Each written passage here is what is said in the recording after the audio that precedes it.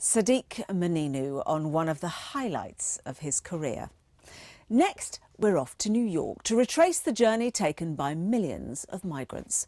More than 8 million passed through the Ellis Island Processing Centre on their way to a new life in America.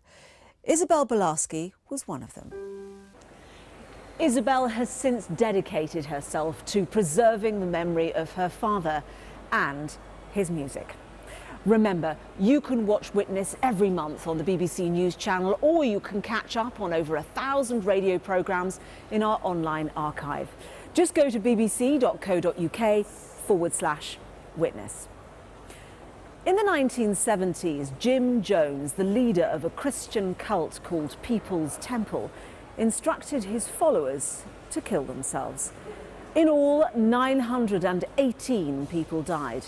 Laura Johnston Cole was one of the few survivors, and I want to warn you that some viewers might find parts of the film upsetting.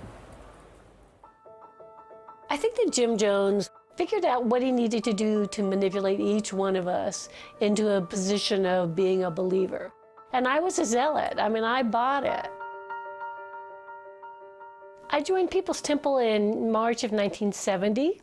It was after I had really been pursuing some way of acting out social justice and making the world better. I need you every hour. Yes, we do. I need you in the power. Yes, we do. I need you. It just felt like home, because it was all ages and all races and all the people who were really just kind people. I want you to help us if you will. When I first met Jim, he was so casual. There was no presumption of, I am so important that you'll be happy to meet me. He was very intuitive. If you were sitting in a group of people, somehow he would figure out what it was you needed to hear. By 1975, we were looking for a refuge, a place where people could have a good life. So we started making a big investment in Jonestown.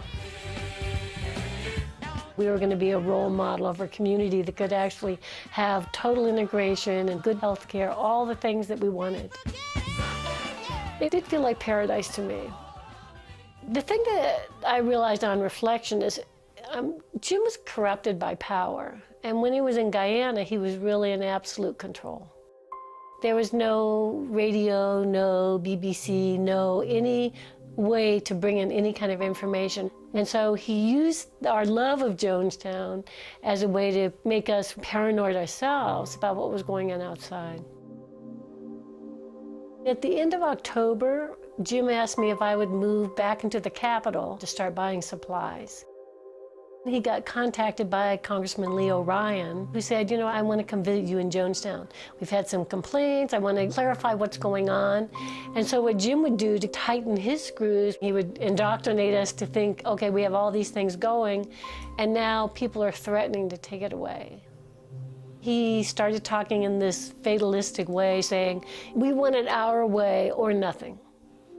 What I found out is that as Jim was calling everybody into the pavilion on the afternoon of the 18th, at the same time he was having a truck full of armed guards go to the airstrip to kill Congressman Ryan. It's too late. The congressman's dead, the congressman today's dead, many of our traitors are dead, they're all laying out there dead. And then he just said, I'm going to be taking care of you by having you die. Please, for God's sakes, let's get on with it. We've lived as no other people have lived and loved. We've had as much of this world as you're going to get. Let's just be done with it. Let's be done with the agony of it. And as he's talking to them, his secretaries and nurses moved over and gave the poison to the children. And so he just took control, saying, okay, you know, you came here for your children. They're already dead. So it's not like you can leave and it'll ever be the same. And then they passed out the poison to everyone, and people drank it. It was not a mass suicide that people said, oh yeah, let's do it.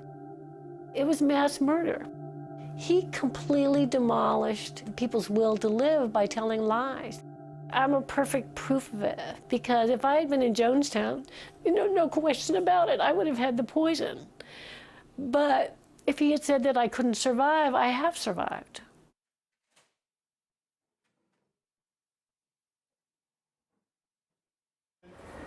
Laura Johnston Cole there. And our final witness this month is Juan Carlos Montes. When the Soviet Union fell, communist Cuba fell into a deep economic crisis.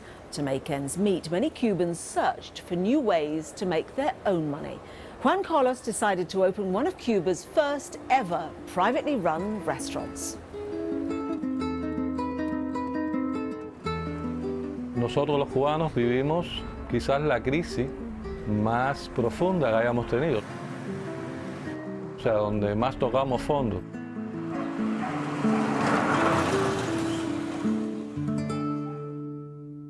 Nosotros teníamos una dependencia absoluta del petróleo que venía de la Unión Soviética. Al caer los niveles de suministro, empiezan a existir apagones extremadamente prolongados. Las fábricas, no recibir la materia prima que necesitaban para producir, se paralizan. Y la existencia de recursos de primera necesidad empiezan a escasear. Digamos, de lo que se entregaba como canasta familiar, insuficiente, ¿no?, para la alimentación. Se llamó periodo especial y lo nombra así el gobierno. Puedo decir que en septiembre de 93 abrí un negocio de venta de comida y restaurante aquí en mi casa. Fue una decisión arriesgada porque en ese momento no existía un marco legal que lo sustentara. Casi todo lo que se hacía por cuenta propia estaba comenzando. Siempre estuve convencido de que el control del Estado sobre los servicios era una locura para mi punto de vista, ¿no? Todo empezó haciendo una comida casera, llamando a algún amigo, diciéndole cuál es la idea que teníamos. Yo recuerdo que la primera comida fue una comida típica cubana, o sea, fue el arroz con frijol, el bistec de cerdo, que alguna y otra vianda, muy sencilla también. No sabía ni cuánto íbamos a cobrar. La publicidad que se daba era, como decir, de boca a boca. La gente encontraba un refugio cuando llegaban acá. En medio de muchos apagones, en medio de tanta necesidad, un lugar donde había música, donde había comida, donde la gente venía y se tomaban una cerveza. Era tan intenso el trabajo que no teníamos tiempo para pensar ni siquiera si lo que estábamos haciendo podía traernos repercusiones.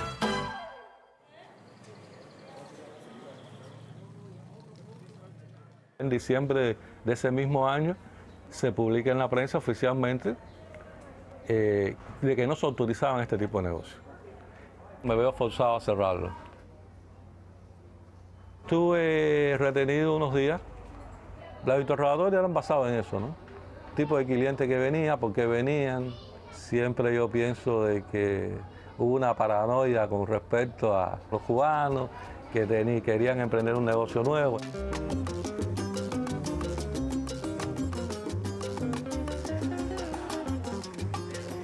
En el año 95 me sorprende la noticia que se van a autorizar este tipo de negocios. Y fui a solicitar la licencia y para sorpresa mía, cuando llegué a solicitarla me dijeron, no, sí, la suya está aprobada. Y bueno, a partir del año 95, que fue agosto del 95, ya empecé un nuevo negocio legalmente. Sí. Para mí, yo sentí como una gran victoria.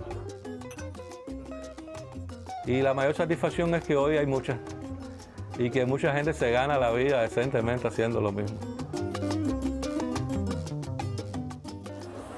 The Cuban restaurant owner Juan Carlos Montes there, with some rather tasty-looking food surrounding him. And that's all from this edition of Witness, but we'll be back at the British Library next month with another roundup of history. Thanks for watching, and goodbye from me and from the rest of the team.